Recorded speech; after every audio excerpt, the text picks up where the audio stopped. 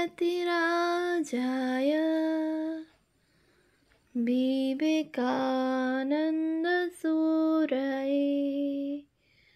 सच्चित्सुखस्वरूपाय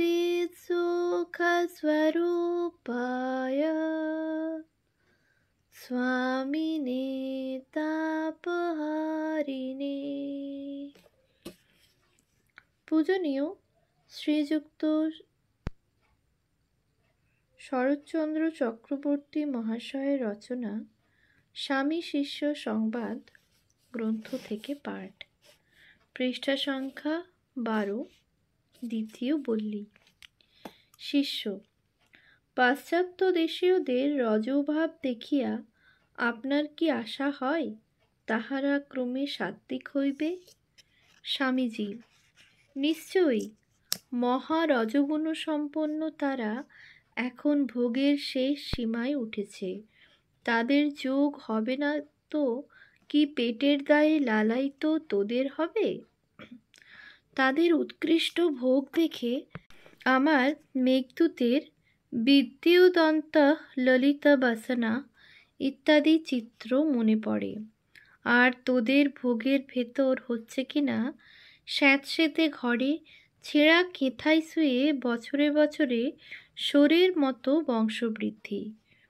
begetting a band of famished beggars and slaves, ক্ষুধাতুর ভিক্ষুক ও দাসকুলের জন্ম দেওয়া। তাই বলছি, এখনো মানুষকে রজগুণে উদ্দীপিত করে কর্মপ্রাণ করতে হবে। কর্ম কর্ম কর্ম।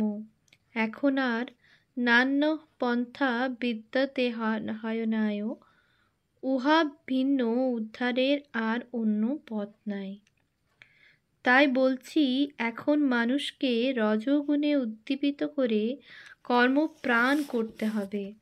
কর্ম কর্ম কর্ম। এখন আর নান্য পন্থা বিদ্যতেহানায়, উহা ভিন্ন উদ্ধারের আর অন্য পথ নাই। শিষ্য: মহাশয়, আমাদের পূর্বপুরুষগণ কি রজগুণ সম্পন্ন ছিলেন? স্বামীজি: ছিলেন না?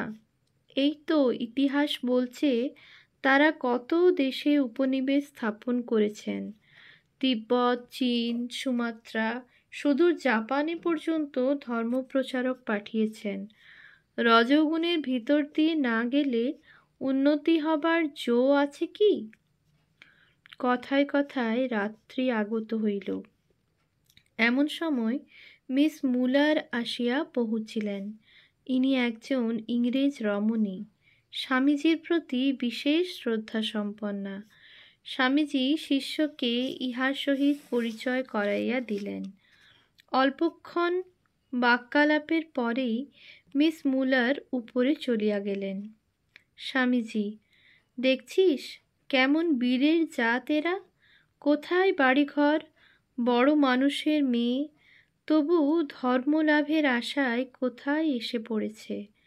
শিষ্য: হাঁ মহাশয়, আপনার ক্রিয়াকলাপ কিন্তু আরও অদ্ভুত। কত সাহেব মেম আপনার সেবার জন্য সর্বদা প্রস্তুত। একালে ইহা বড়ই আশ্চর্য কথা। স্বামীজি: আপনার দেহ দেখাইয়া, শরীর যদি থাকে তবে আরও কত দেখবি। উৎসাহী ও অনুরাগী কতকগুলি যুবক পেলে আমি দেশটাকে তোলপাড় করে দেব। মাদ্রাজে জন কতক আছে, কিন্তু বাংলায় আমার আশা বেশি। এমন পরিষ্কার মাথা অন্য কোথাও প্রায় জন্মে না, কিন্তু এদের মাসলসে শক্তি নাই। ব্রেন ও মাসলস সমানভাবে ডেভেলপ হওয়া চাই। Iron nerves with a well intelligent brain and the whole world is at your feet. অর্থাৎ দৃঢ়বদ্ধ শরীর ও বিশেষ বুদ্ধি সম্পন্ন হলে জগৎকে পদানত করা যায়। সংবাদ আসিল, স্বামীজির খাবার প্রস্তুত হইয়াছে। স্বামীজি শিষ্যকে বলিলেন, চল আমার খাওয়া দেখবি। আহার করিতে করিতে তিনি বলিতে লাগিলেন, মেলায় তেল চর্বি খাওয়া ভালো নয়। লুচি হতে রুটি ভালো, লুচি রোগীর আহার। মাছ মাংস, ফ্রেশ ভেজিটেবলস, তাজা তরিতরকারি খাবি, মিষ্টি কম। বলিতে বলিতে প্রশ্ন করিলেন, হ্যাঁ রে, কখানা রুটি খেয়েছি, আর কি খেতে হবে? কত খাইয়াছেন তাহা স্বামীজি স্মরণ নাই। ক্ষুধা আছে কিনা তাহাও বুঝিতে পারিতেছেন না। কথা কহিতে কহিতে তাহার শরীর জ্ঞান এতটা কমিয়া গিয়াছে। আরও কিছু খাইয়া স্বামীজি আহার শেষ করিলেন। শিষ্যও বিদায় গ্রহণ করিয়া কলিকাতায় ফিরিল। গাড়ি না পাওয়ায় পদব্রজে চলিল। চলিতে চলিতে ভাবিতে লাগিল, কাল আবার কখন স্বামীজিকে দর্শন করিতে আসিবে। তৃতীয় বল্লী, স্থান কাশীপুর, গোপাললাল শীলের বাগান, বর্ষ 1897 খ্রিস্টাব্দ। স্বামীজির অদ্ভুত শক্তির প্রকাশ। কলিকাতার বড়বাজার পল্লীর বিশিষ্ট হিন্দুস্থানি পণ্ডিতগণের স্বামীজিকে দেখিতে আগমন। পণ্ডিতগণের সহিত স্বামীজির সংস্কৃত ভাষায় শাস্ত্রালাপ। স্বামীজির সম্বন্ধে পণ্ডিতগণের ধারণা। গুরুভ্রাতাগণের স্বামীজির প্রতি ভালোবাসা। সভ্যতা কাহাকে বলে, ভারতের প্রাচীন সভ্যতার বিশেষত্ব।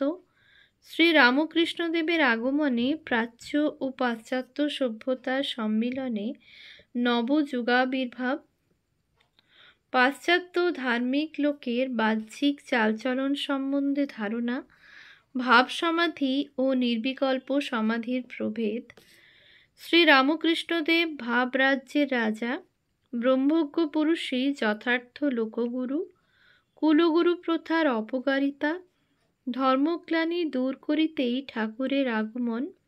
স্বামীজি পাশ্চাত্যে ঠাকুরকে কিভাবে প্রচার করিয়াছিলেন।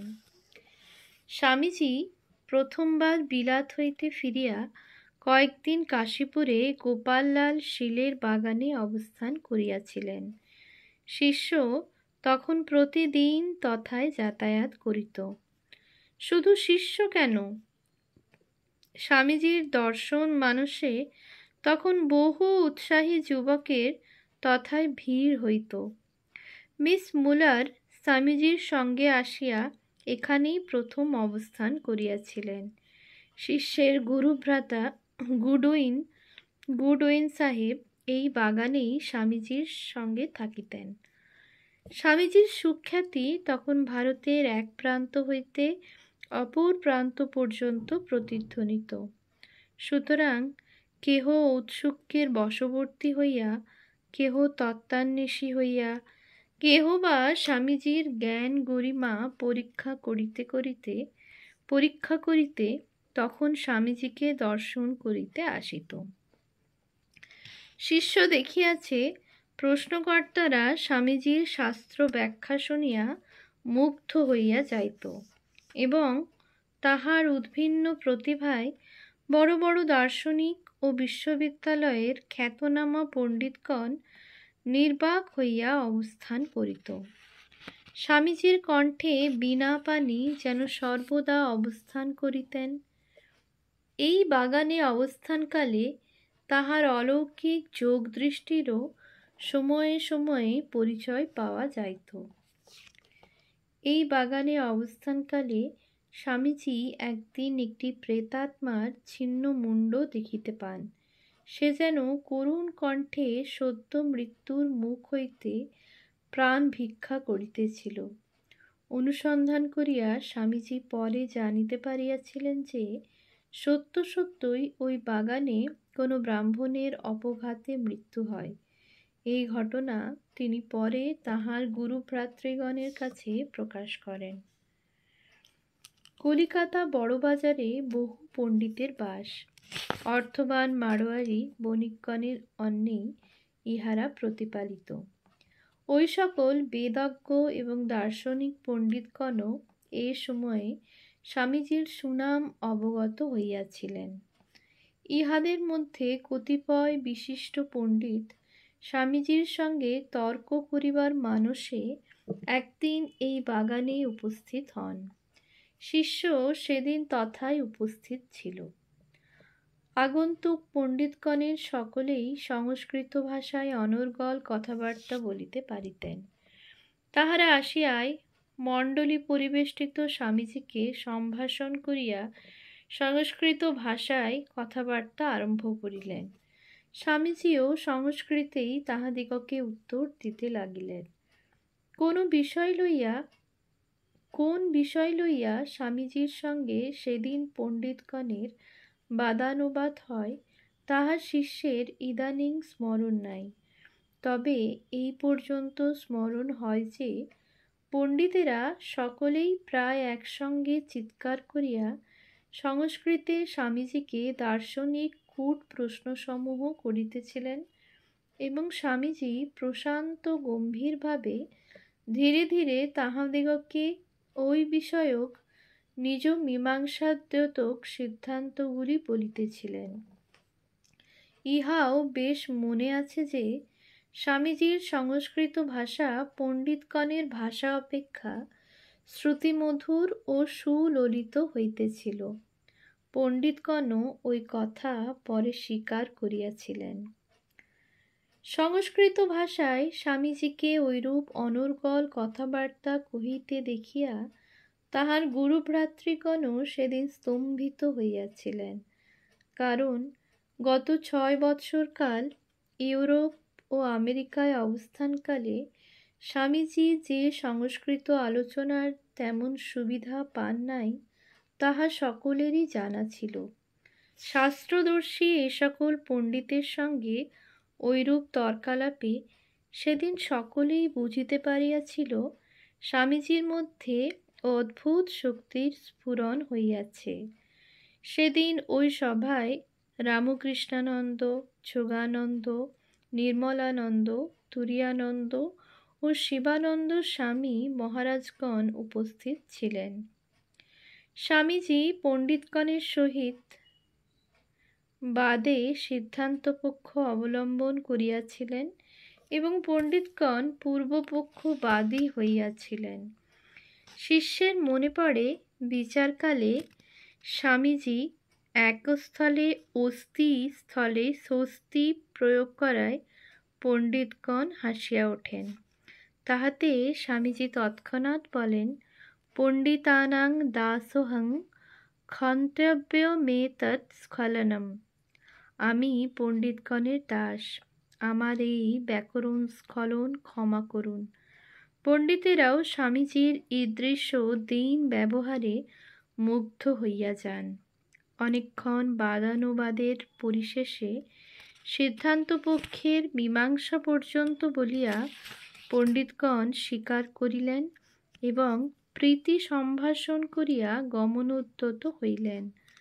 2-4 জন আগন্তুক ভদ্রলোক ওই সময় তাহাদিগের পশ্চাৎ গমন করিয়া জিজ্ঞাসা করিলেন, মহাশয়গণ, স্বামীজিকে কিরূপ বোধ হইল?